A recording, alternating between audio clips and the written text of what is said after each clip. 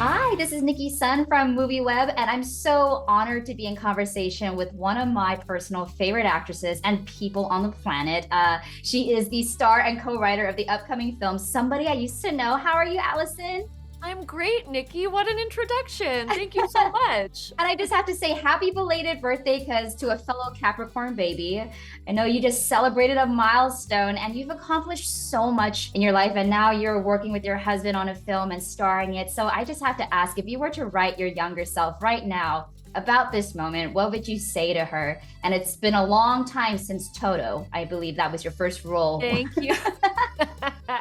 We've really done your homework. Yeah, I mean, probably the message would be just the classic, like, don't sweat the small stuff. It's all gonna work out. Stay true to yourself. They're cliches for a reason. When I think about all of the jobs that I didn't get that seemed like the end of the world, like, to me, it makes me laugh a little bit. It's kind of like, it feels good to know that I've kind of trusted my instincts, and I feel proud to have kind of like leaned into trying things that scare me a bit. I think that's also a through line of like, continue to take risks because you might surprise yourself. Yeah, thank you for that.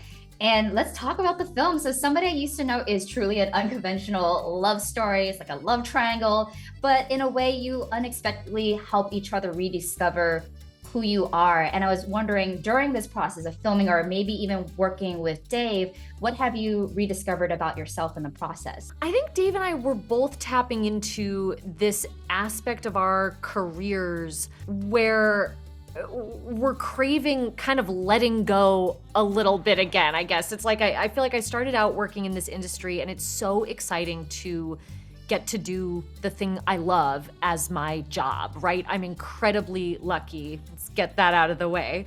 And when I think back to like the acting jobs I was doing when I was younger, anything was just the best, the most exciting. But like, I would imagine with any industry, it can shift very quickly from like, yes, I got the job, to like, gotta go to work. Your dreams, when your dreams become your job can become work. And then also, as you start to get success in this industry, sometimes you start to then grip everything a little too tightly, start to take yourself a little too seriously, start to put weight on things like other people's opinions of the work that you do, that maybe shouldn't be as important as like you feeling passionate about what you're making, you feeling fulfilled by the work you're doing artistically. And sometimes it's easier said than done.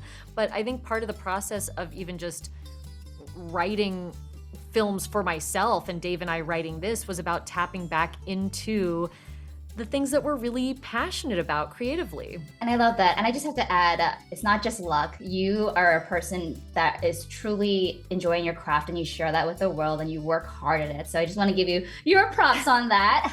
But Thank as you. you both co-wrote this film, what moments did you pull from your personal life? I did read that you had some nudist tendencies back in the day, and I did see that in the film. That's right. We can start there. Definitely Allie's nudist storyline is ripped straight from my life, although hers are in slightly more extremes, I guess. I loved streaking in college. I loved streaking as an adult, and we wanted to weave that into the story. And it's kind of a perfect metaphor for Allie's journey. Even though the main storyline of the movie is not based on anything from our lives, sort of just like the vernacular of the movie is, it's really written in our sense of humor. The way that the characters joke around is like, it's our sensibilities. And then there's a lot of stories, little instances like my character's experience with her cat Harry on a plane is based on my experience with our old cat Harry on a plane,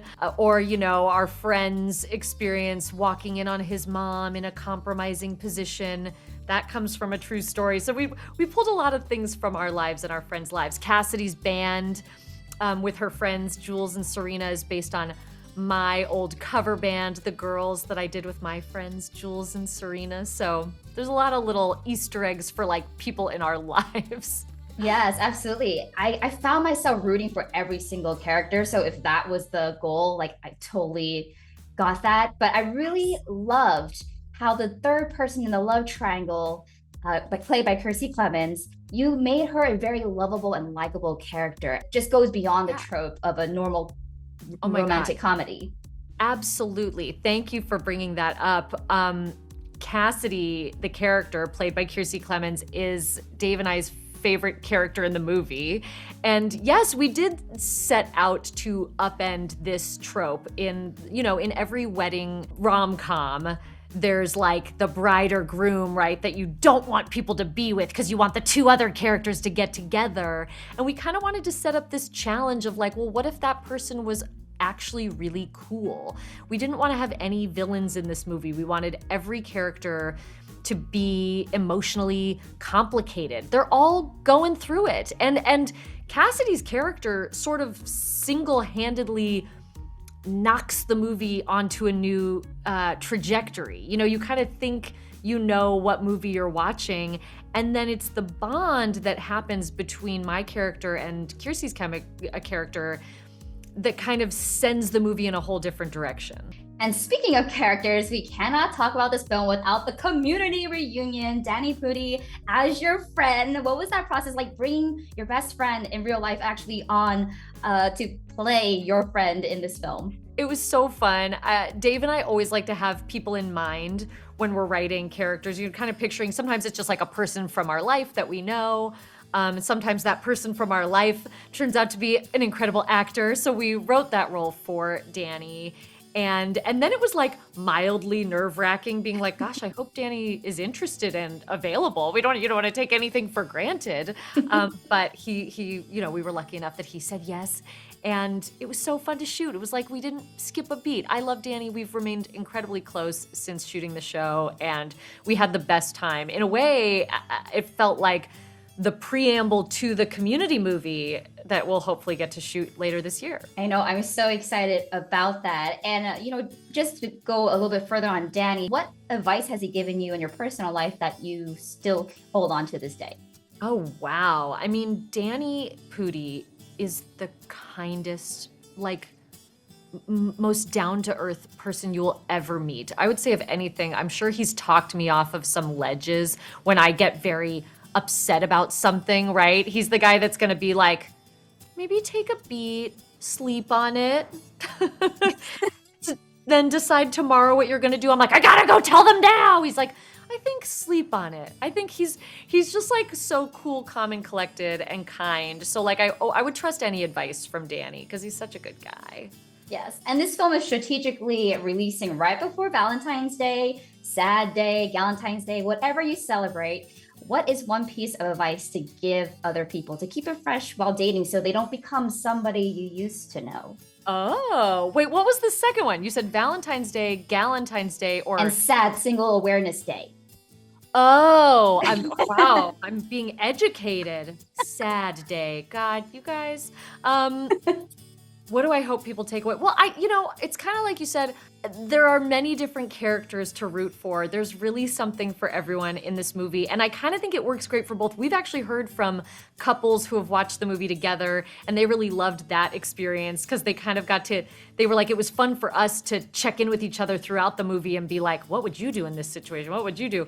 And then I think that single people will really enjoy the movie too, because the main theme we're exploring is reconnecting with yourself, and also how other platonic relationships in your life can help you to self-evaluate and self-actualize. So I think there's something for everyone. Amazing. And my last question is, you released a voicemail recording called Alison Drunk.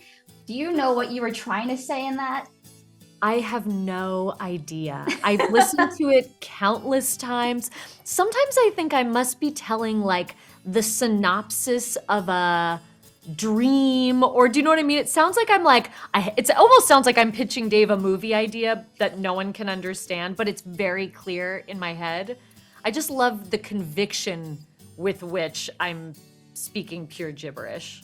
Well, I'm glad it was translated into this film. Congratulations on your film. Thank you for your time today. So excited for everyone to catch Somebody I Used to Know February 10th. That's right. Thank you so much. Thank you, Alison.